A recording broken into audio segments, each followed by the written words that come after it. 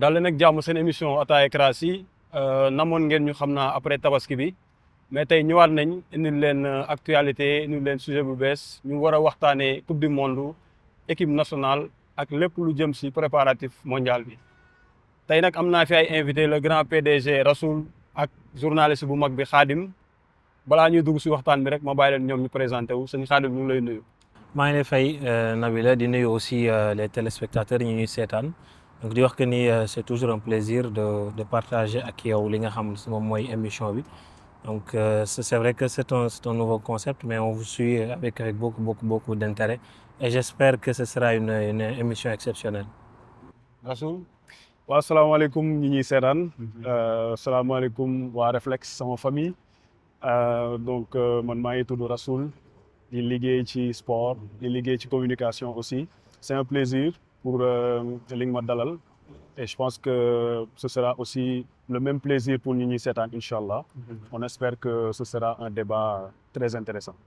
bon gars yi après présentation yi ñu dugg si waxtaan bi tey Pape Thiaw génne na listam ku nekk dégg nañ kii dafa waroon bokk kii warul bokk yow tey naka nga gisee liste Pape Thiaw bu mu convoqué pour mondial bi. Moi, je pense que c'est une liste très équilibrée. Hein. D'un œil vraiment, d'un avis extérieur.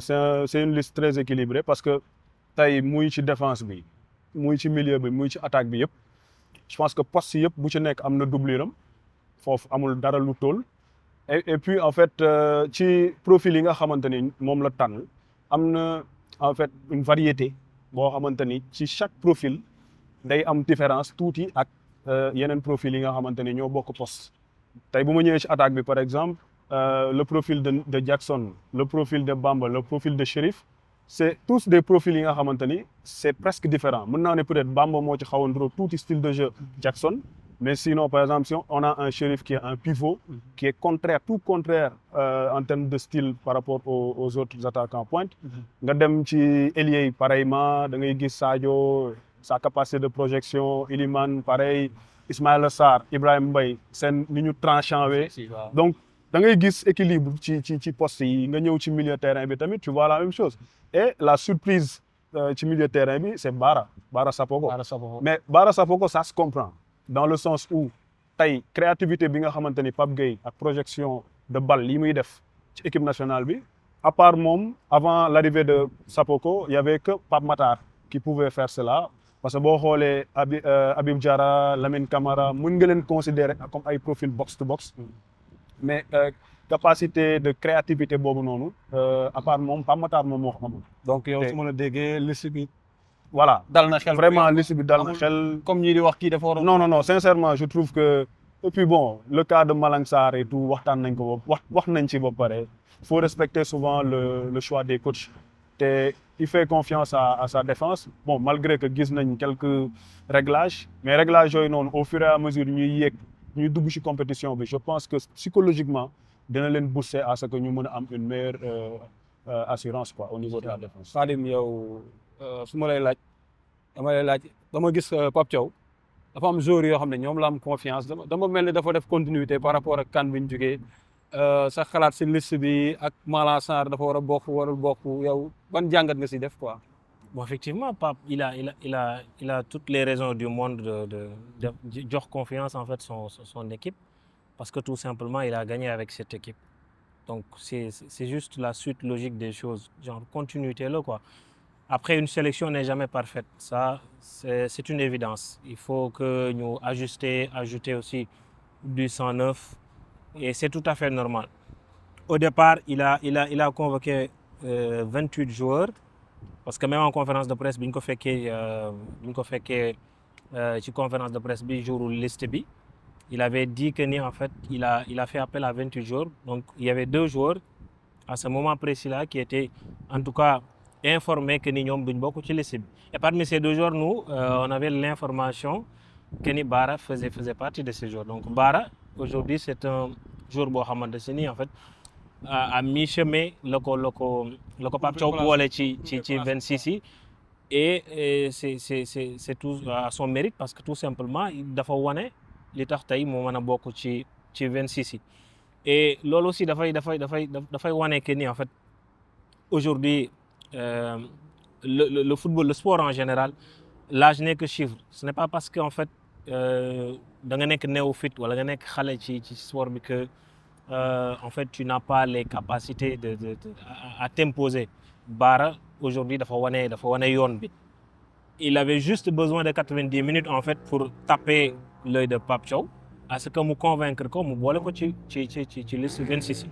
Et loolu aussi c'est tout bénéf pour cette équipe nationale du Sénégal parce que profil bi Bara am, je pense que nous on a besoin de ce profil. Bon après pour parler de la liste, xam nga vous savez Pape Thiaw il a été choisi par les dirigeants de l'équipe nationale. Ñoom ñoo ko choisir jox ko équipe.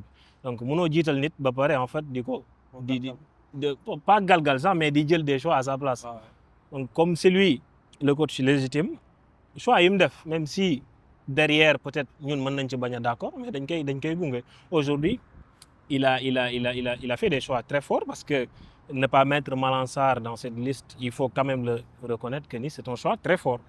Ça il faut le reconnaître parce que tout simplement Malang Sarr il a vraiment montré des choses yoo xam ne tey aujourd'hui mérité na bokk ci liste bi. Mais après comme j'ai l'habitude de le dire, le dernier mot appartient à Pape Thiaw et Pape il a décidé de ne pas l'appeler, donc dañ ci ànd ak moom et puis dañ koy jox confiance parce que Pape je pense qu'aujourd'hui il fait partie des rares entraîneurs sénégalais yoo xamante si ni dañu convaincre dès leur début en fait. Pape première kaanam CHAN bi ak CHAN bi même bien avant cela sax, mais je parle de l'équipe nationale A en quelque sorte en fait. Déjà ses premiers chiffres étaient très révélateurs. Mu ñëw première compétition mu gagné avec la manière haut la main parce que ñu bëri en fait nombreux étaient les observateurs qui étaient un peu dubitatifs de par en tout cas ci le fait que ñu choisir parce que ñu bëri beaucoup d'observateurs n'étaient pas d'accord sur ce choix. Et derrière gis nañ que ni en fait il a montré que ni il méritait en tout cas d'être à la tête de cette équipe nationale du Sénégal. Liste bi c'est une liste très hétérogène parce que gis nañ que ne sur compartiment boo jël en fait tu as des joueurs interchangeables. C'est vrai que début bi on était un peu inquiet ci état de physique de certains, mais surtout sur le dernier match bi contre l'Arabie Saoudite on a vu que déjà ñi nekkoon infirmerie ñi ngi doon ñëwaat. su match boobu laay ñëw sax parce que sànq su ma la déggee sa biir wax. da nga ne bi ñuy départ. 28 jours la jël. am na ñaar ñoo xam ne waxoon nañ leen ne yéen. yéen la ñuy wàññi quoi.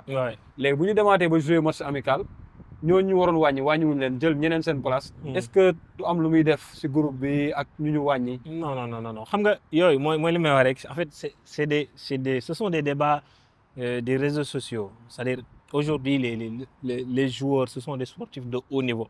Ils ont des encadrements derrière. En fait joueur bi la ñuy gis nii rek mais c'est comme une entreprise en fait. Il y a chaque compartiment dafa am ay entités yoo xam ne ñoom ñoo leen di gérer. Tey aujourd'hui le joueur de haut niveau tout ce qui est stress tout ce qui est lépp loo xamante ne en fait daf koy empêcher à ce que mu bañ a performer en fait. Il y a derrière des accompagnateurs ñoo xam ne dañ koy accompagner pour à ce que mu bañ a yegg fenn fi. Donc aujourd'hui tey joueur bi nga xamante ne par exemple dañ ko wàññi tey à ses côtés il a une équipe boo xamante ne nii voilà. Et puis même au-delà de ça c'est un compétiteur. Compétition quand on parle de compétition c'est-à-dire non seulement ay équipe lay doon wala des joueurs yoo xam ne dañuy nekk en compétition. mais la moo tax foofu ñuy gis Mbow si entraînement yi ba léegi te gisuñu Ilaay. non loolu c'est une question qu'il faut poser au coach parce que c'est lui qui décide. Ilaay il est parti parce qu'il a des pépins physiques donc normalement dafay dem faju ji. Pour le cas de Mbow certainement c'est un choix du staff moo tax. en tout cas rafetlu nañ ko parce que. et c'est une très bonne mi ngi nekk di entraîner ak joueurs yi ba léegi. c'est une très bonne chose. tey sànq Xaadim dafa am wax lu am solo mooy léegi ñu ngi may confiance jeunes yi quoi avant da nga doon gis équipe nationale bu xam amee ko am 18 ans 20 ans ñu ne non dafa war a liggéeyaat xale la mais léegi depuis gis nañ même CAN bi fi jóge ñu ngi woo ay xale 18 ans. ak kaaw Ibrahima Mbaye Bara Sabakho yow la nga jàngatee loolu quoi ñuy may chance. xale man loolu staff bi laa ciy félicité mais plus particulièrement Pape Thiaw. parce que Pape Thiaw c'est un coach bi nga xamante ni c'est un coach moderne. Pape Thiaw même dans sa capacité de lecture des matchs ak ni muy en fait organiser woo ci biir match da ngay sentir ni en fait coach bu moderne la xam na football fi mu toll te football fi mu toll jamono ji nañu waxante dëgg xale mën naa ni moo yor football. parce que léegi ci marché transfert yi xale yi ñoo gën a cher. valeur sûre lañ. te ñoom nga mën a am tey pour que ñu mën la porter sa génération yii di ñëw. ndax tey boo ko comparé ak ancien coach bi fi nekkoon. Aliou. y avait amoon nañ souvent des talents. ñi nga xamante ni waroon nañ mériter ñëw ci équipe bi prouver wane li ñu mën.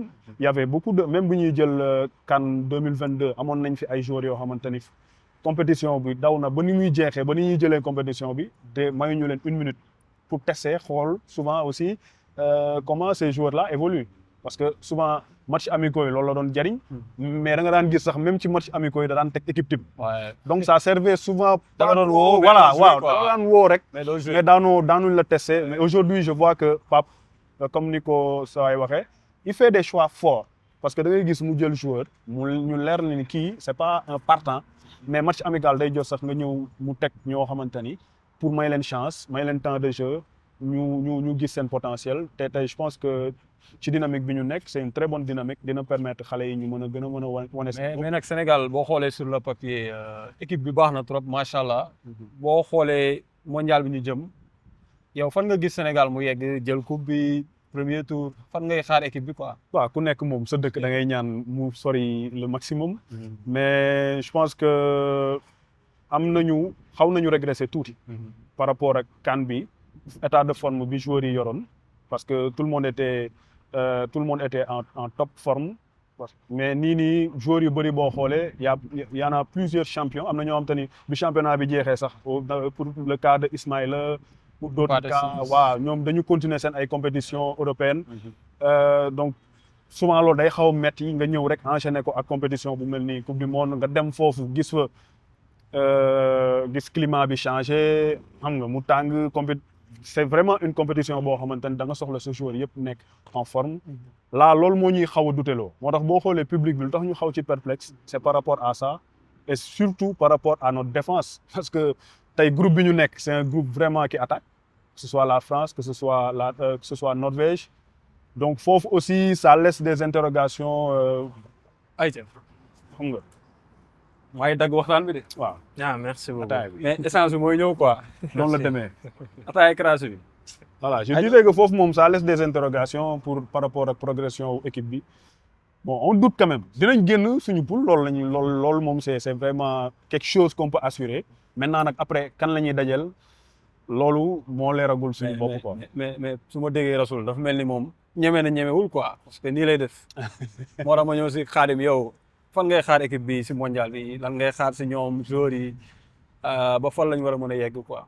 Le plus loin possible, hein. Le plus loin. Bon, quand je dis le plus loin possible, en fait, amul parce qu'aujourd'hui, en fait, boo xoolee cette équipe nationale du Sénégal, dafa nekk équipe boo xamante ne je pense qu'elle n'a plus rien à prouver ci la scène continentale parce que c'est un continent qu'on a déjà conquis.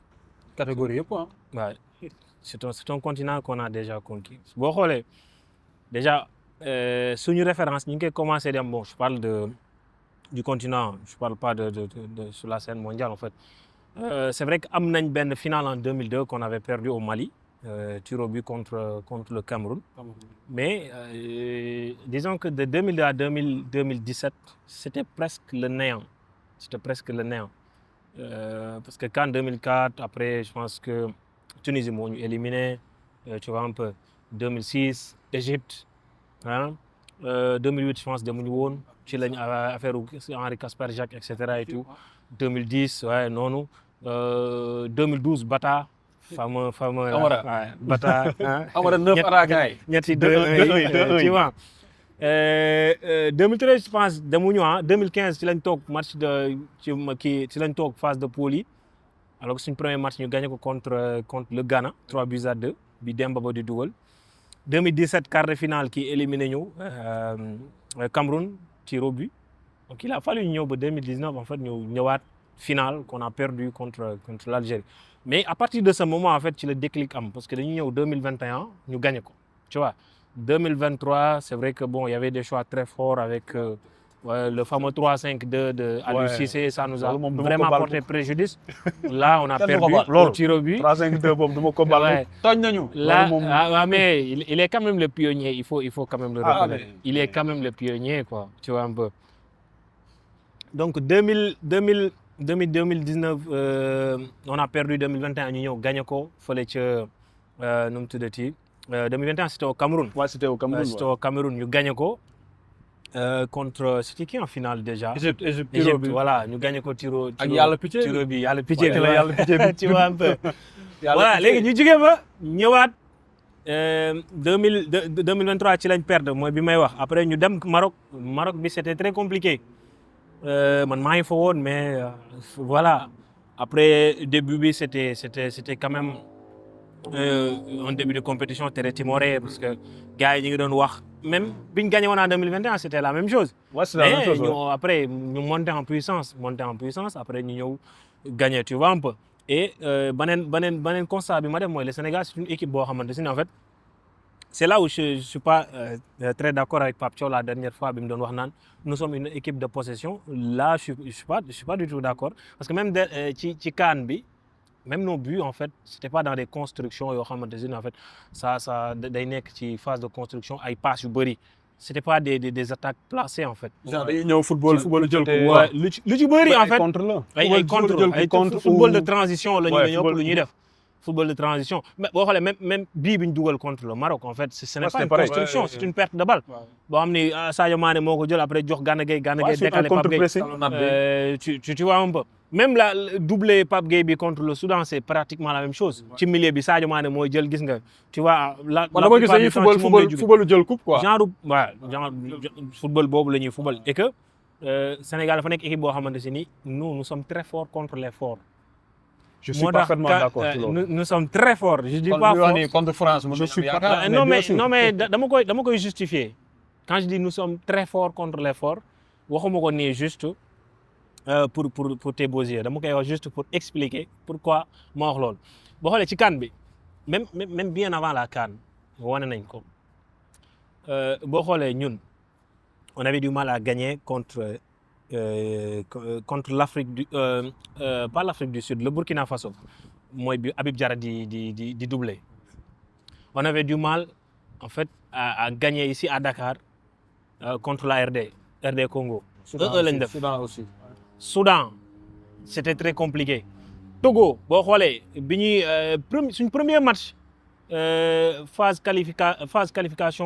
qualificative Coupe du Monde premier match c'était à Lomé. 0-0 lañ def. C'était très compliqué 0-0 lañ fa def mais boo xoolee ñan lañ gagné. Maroc lañ fekk biir dëkkam gagné ko. RDC ñu fekk ko biir dëkkam. 100 000 kii Stade des Martyrs gagné ko. ñu gagné kan encore Angleterre fekk ko biir Nottingham Forest. non Brésil bi sax mën nga ni yàgg na quoi c'était voilà c'était xaw na. Aliou Cissé la woon je pense. Ouais c'était Aliou Cissé 4-2 bi ñu koy gagné à Lisbonne Portugal.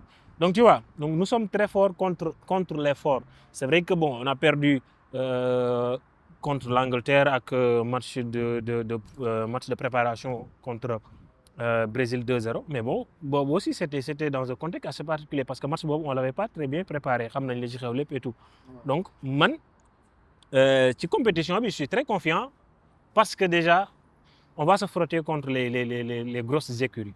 D'entrée tu vas affronter la France donc certainement le Sénégal dafay wane beneen niveau boo xoolee ci préparation yi l'équipe américaine xeebu moo ko parce que classement FIFA ñoo ñu raw mais c'est pas une grosse nation comparée par exemple à l'Espagne wala Angleterre et cetera et tout. L'Arabie Saoudite aussi c'est une équipe relativement modeste. suñu poule bi dinaa fa ñëw après. tu vois un peu. suñu poule bi dinaa fa ñëw après. Rasoul sànq dafa wax dañu dem Maroc foofu métti woon trop quoi. si laay ñëw si li daal suñu 18 supporters yi. ak suñu supporters yi nga xam ne bañ nañu ñu dem seetaani mondial bi. yow 18 supporters yi ba mu amee naka nga ko dundee ak ñi nga xam ne tey ñoo waroon nekk 12e Gaïndé dem dooleel équipe bi fële sa États-Unis demuñu loolu noo koy jàngatee. Bon, je pense que le cas des supporters sénégalais, pour moi, c'est un cas très politique.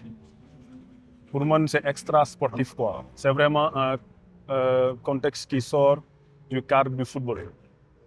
Parce que tey faut comprendre que yaa ngi naan yaa ngi woon Maroc gis nga jafe-jafe yi fa Sénégalais yi dund et je pense que am nañu mbetteel trop Marocains yi parce que ba ñu egsi ba pratiquement demi-finale ñu ngi doon supporter bi gars yi nekkee Ibn Battuta et tout ça donc da nga doon gis Marocains yi di ñëw symbiose bi mais ils s'attendaient pas à cette surprise en fait ñun dañu yàggoon jàppee peuple bi nga xamante ni dañu yaru xam nga on se cache pas lu ñu teg suñu kaw rek dañ ko daan nangu parce que loolu aussi noonu la ñu yàgg comporté woo ci yenn compétition africaine yi dem nañ Tunisie jaay ñu rek ñu dem feneen ak feneen la même chose. Nigéria ñu dem Égypte. Égypte aussi bi ñu fa demee laser yi et cetera mais je pense que sénégalais ñi ngi commencé yeewu ci confrontation. xale ñoo màgg nii sax. peut-être mais bi ñu dajeek Égypte fii. di lancer stade Abdoulaye Wade. laser yi. loolu aussi dafa nekk benn réveil d'un peuple en fait et c'est ça qu'on a ramené jusqu'au Maroc pour wan leen ne ñun on est là on reste debout on défend notre nation maintenant nag le contexte était différent au Maroc parce que foofu ñoom ils avaient tout préparé ils avaient tout organisé pour que au final Maroc soit sacré et que ñu mën a continuer seen collaboration wala soit ñoo xam ñoom. en tout cas ñoo xam daal sur le plan politique ñoom nan lañ ko tënkee woon mais je pense que c'est un contexte purement politique. et que ñi nga xamante ni dal na seen kaw c'est des gens malheureux. aujourd'hui tu les vois un peu traumatisés parce que maa ngi doon lire benn article tout à l'heure maa ngi gis am na ñoo xamante ne ñu naan ñenn ñi sax dañu am problème mu dem ñibbi seen kër wala ñenn ñi pour réintégration bi ñu war a am. xam nga société Sénégal maa ngi sax benn français bu ñu kii woon ah. waaye si waaye juste côté politique bi yaayam algérienne la si bu fekkoon yaayam du woon algérienne duñ ko def dara mais ils l'ont soupçonné après au final ils ont eu cette information loolu yëpp day justifier comment ces Marocains ak CAF nu ñu préparé woon loolu parce que ils pensaient pas que on allait se comporter de la sorte quoi aussi.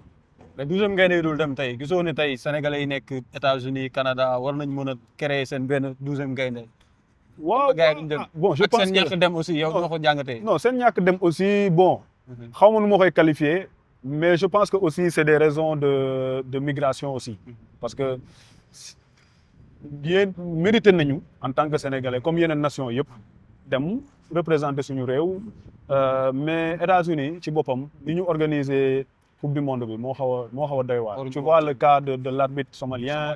Tu vois d'autres cas xam nga dafa nekk loo xamante ni même FIFA je pense amuñu contrôle sur ce qui se passe en fait. dañuy wane seen première puissance quoi ñoom. exactement donc parce que kii nga xamante ni mooy recevoir moom territoire am quoi mooy xool ñi ko neex ñu dugg fa ñi ko dul neex ñu duñ fa dugg mais aussi il y a autre chose c'est que tey jii sur le plan États-Unis relation bu mu am ak Sénégal ci nit ñi nañ fa doon duggee aussi ay jamono année yi passé ak contexte Nicaragua beeg ak sa yooyu je pense que loolu aussi xaw na nekk interrogation ci États-Unis pour que ñu mën a bàyyi Sénégalais yi ñëw dugg parce que on sait jamais ce qui aurait pu se passer. sécurité xam naa voilà aussi parce que même supporters ivoiriens yi gis naa aussi la même chose ah. sama gars yi nag dañoo xaw a. gars yi tam ñu dugg. waaw tam ñu dugg rek jàdd xam nga donc je dirais pas que loolu la. mais loolu aussi je pense que ñoom xaw nañ ko bàyyi xel. loolu peut-être mën na nekk quelque chose qui a un peu bloqué. mais baalu pénaliser équipe bi ñu bañ a gis tëgg yi affaire yooyu noonu. non équipe bi dund nañ lu gën a metti Maroc je pense loolu du leen équipe bi c'est une équipe vraiment qui aime les challenges. man loolu laa gis quoi elle joue mieux sans son public. man loolu laa gis parce que bu ñu fubalee fii dañuy am pression quoi dañuy xaw a mel ni ils veulent prouver quelque chose mais quand ils sont mis devant les faits ils performent mieux en fait.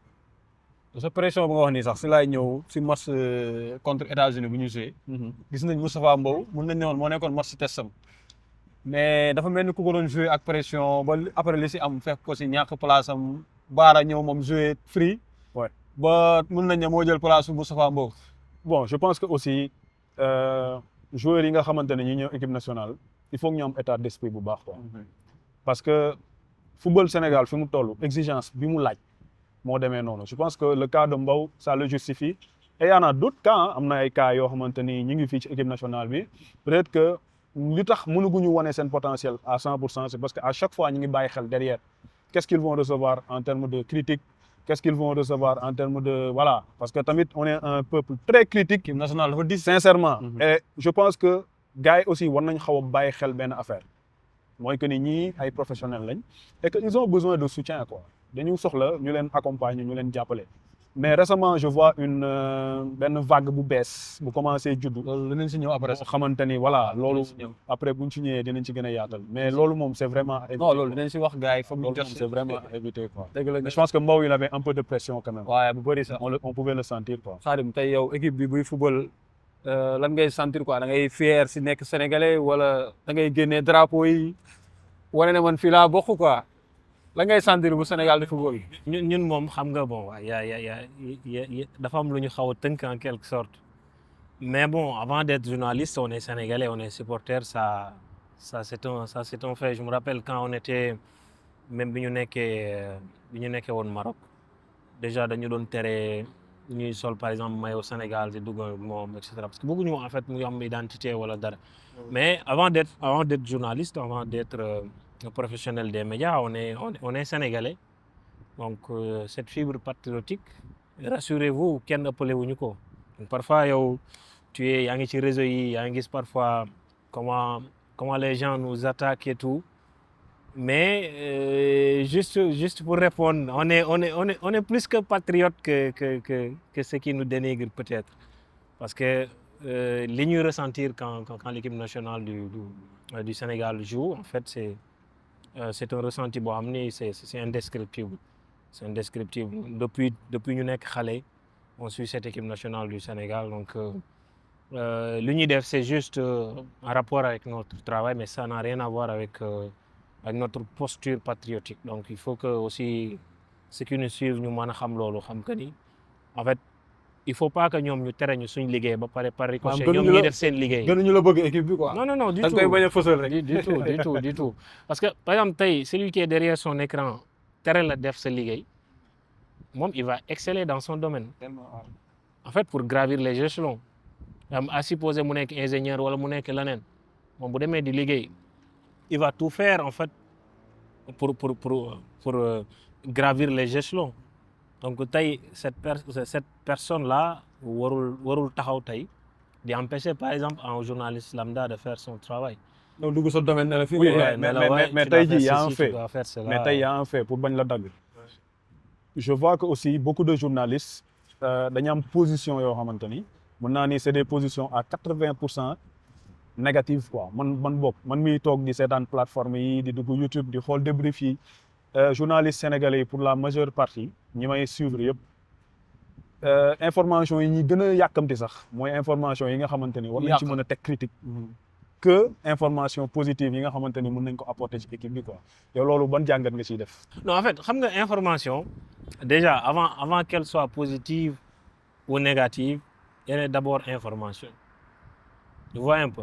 Et c'est quoi la vocation première d'un journaliste? C'est d'aller vers l'information. Une fois que nga def sa collecte, tu vérifies cette information. Et après vérification, tu vas divulguer cette information. Maintenant, divulguer ou pas, cela ne dépend pas en fait ci journaliste bi. Parce qu'il y a des tris yoo xamante ni dafay jaar. Il y a une certaine hiérarchisation boo xam ni information bi en tant que tel fa lay jaare. Tey à supposer Nabila moom mooy coach équipe nationale du Sénégal.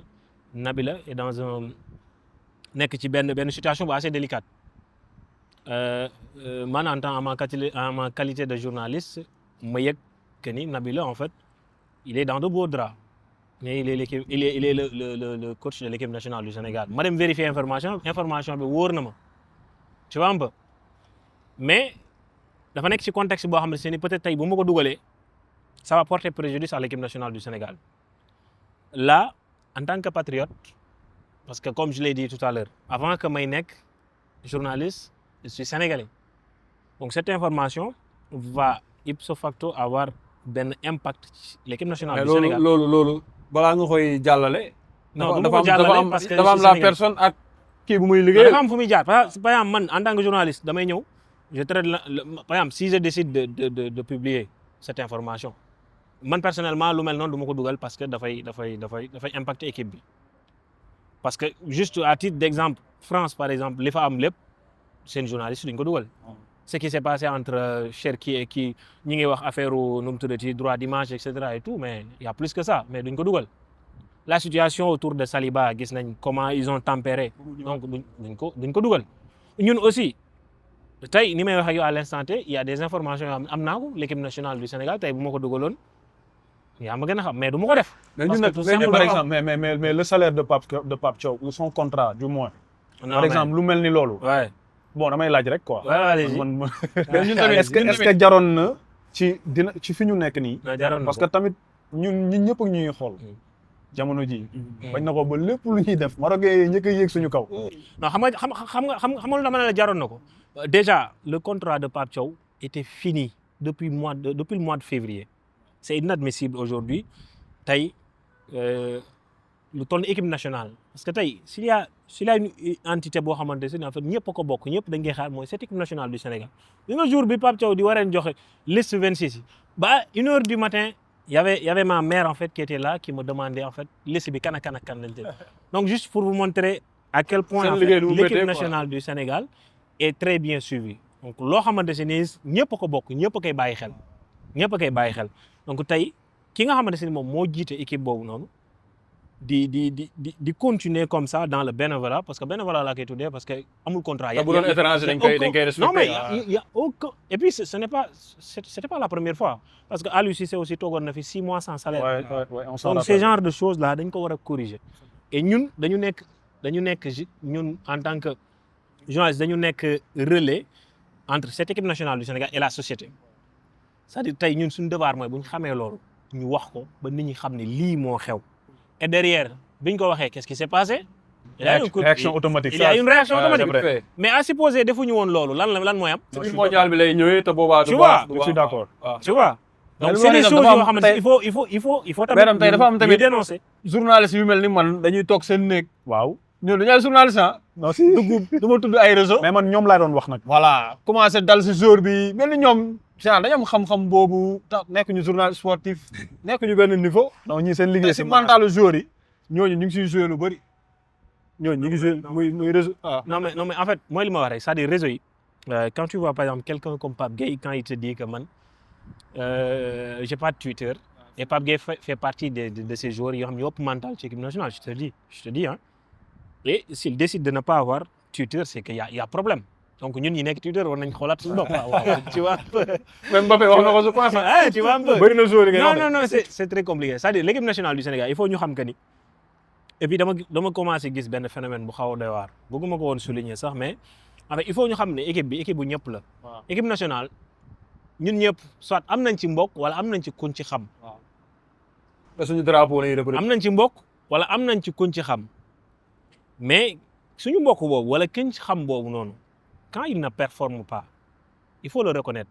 Mais il y a deux façons de critiquer. Il y a une critique acerbe, c'est à éviter. C'est-à-dire, nous, fixer ci benn joueur. Comme ni ma koy gisee par exemple ni ñuy def ak Chérif Ndiaye. C'est trop. Même si en fait attente yi ñu doon xaar ci moom defu ko mais quand même il faut faire des critiques positives critique boo xam ne tey par exemple waa ji boo ci jotee il va se remettre en question mais pas une critique boo xamante ne tey il va toucher son mental wala il va toucher ses dem na ba génn bind tu vois donc mooy toucher na ko donc pareil pour les autres c'est-à-dire tey man Khadim en tant que ku dëkk Médina wala ma dëkk par exemple Guédiawaye wala ma dëkk benn koñ xam nga am sama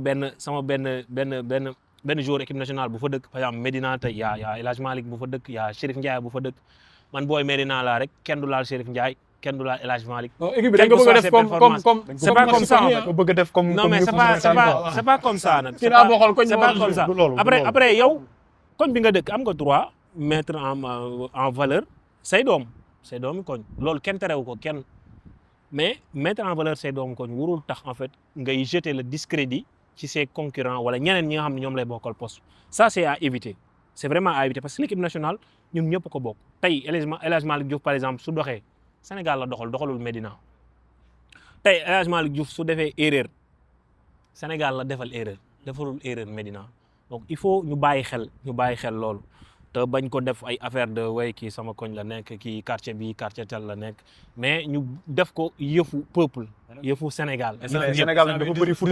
C'est ça. Sénégal dafa bëri foot nag. C'est ça, C'est que loolu problème c'est-à-dire que le public sénégalais aussi c'est un public qui regarde le football d'une manière bi nga xamante ni émotion lañ ciy jiital quoi.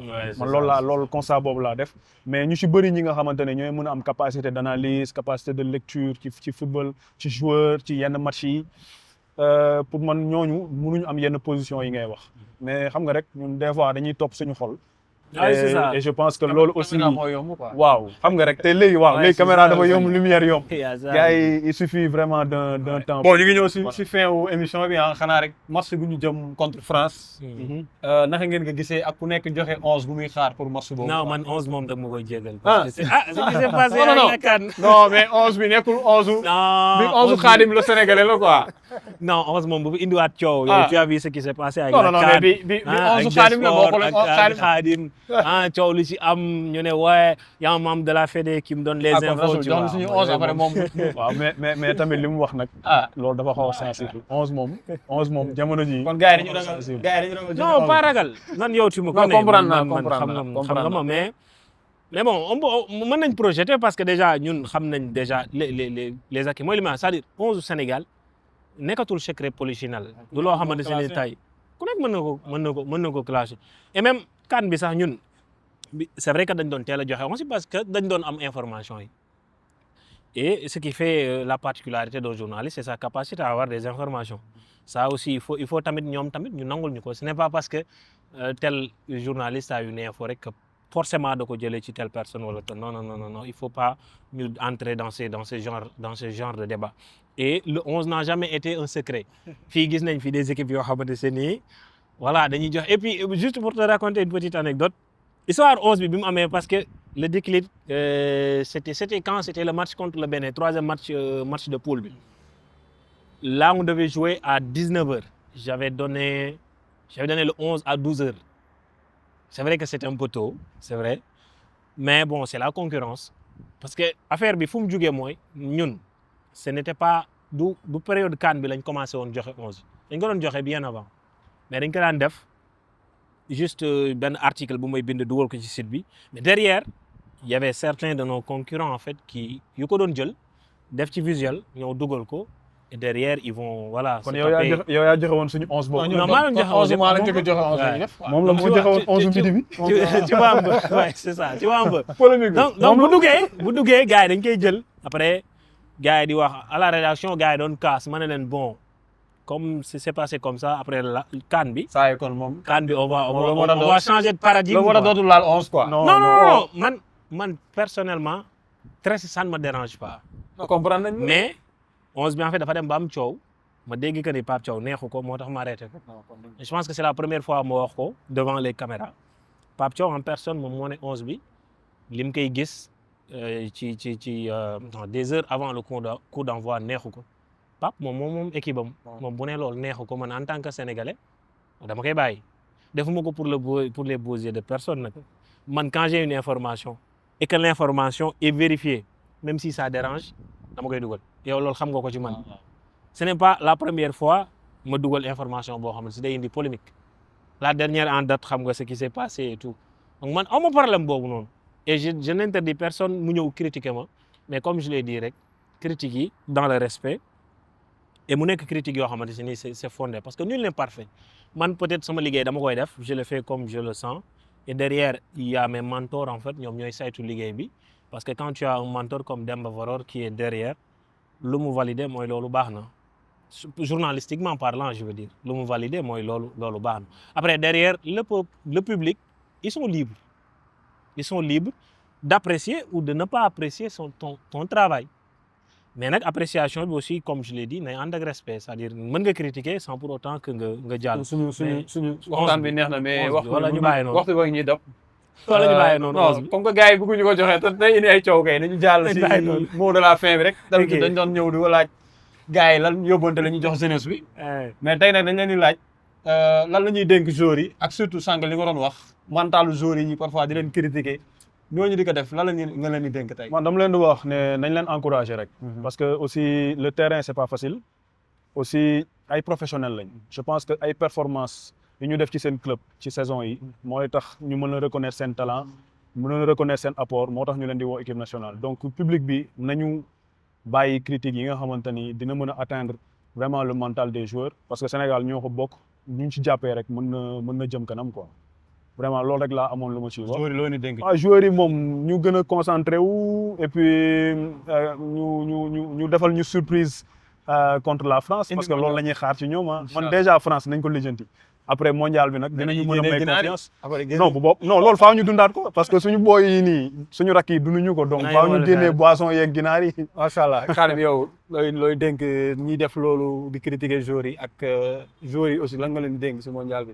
mais juste que ñu def bloc xam ne joueurs yi ce sont d'abord des ambassadeurs dañu dem représenter cette équipe nationale du Sénégal donc il faut être un peu magnanime ci surtout critique yi critique nag mënul ñàkk parce que performance soit day baax wala mu bañ a baax wala mu moyen donc su baaxee on apprécie su baaxul aussi ñu critiquer mais de façon comme étant des critiques constructives quoi faut pas que ñuy attaquer frontalement les joueurs c'est vraiment à éviter donc loolu moom maa ngi ci ñaax sama bopp di ci ñaax ñëpp et pour les joueurs maximum de concentration et surtout d'éviter les réseaux sociaux en pleine compétition surtout il faut vraiment éviter les réseaux sociaux parce que d'habitude il y a des critiques acerbes comme ni ma koy wax les gens moom parfois ils se défoulent ci réseaux yi et duñu am limite donc yooyu mentalement mën na jour bu ko xool mën na ko jàpp donc c'est vraiment à éviter maximum de concentration et de tout donner parce qu'une coupe du monde c'est pas donné à n'importe qui. macha allah gars yi waxtaan bi amoon na solo trop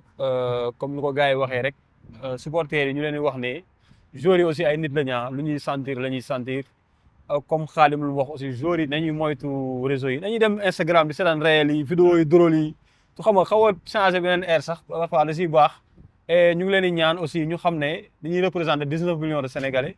fi ñu nekk noonu tey am na joueurs yu nekk partout dans le monde yoo xam ne bëggoon nañ fa nekk ñu fa ñoom la yàlla def ñu nekk fa nañu représenter dëkk bi dignement te am nañ si ñoom confiance muy Pape Thiaw muy joueurs yi di ñaan yàlla coupe du monde bi Sénégal def parcours bu baax jël coupe du monde bi incha allah Ataaya Crassi la woon ak Nabila amoon fi invité yu mel ne Rasoul ak Khadim di leen remercier seen teewaay di leen wax ngeen dem suivre suñu plateforme YouTube abonné liker partager ba beneen yoon incha allah jaajëf. Ndeysaan. dinaa ñëw nga jàngal ma. déet. jaajëf c'était un plaisir. Nice, merci.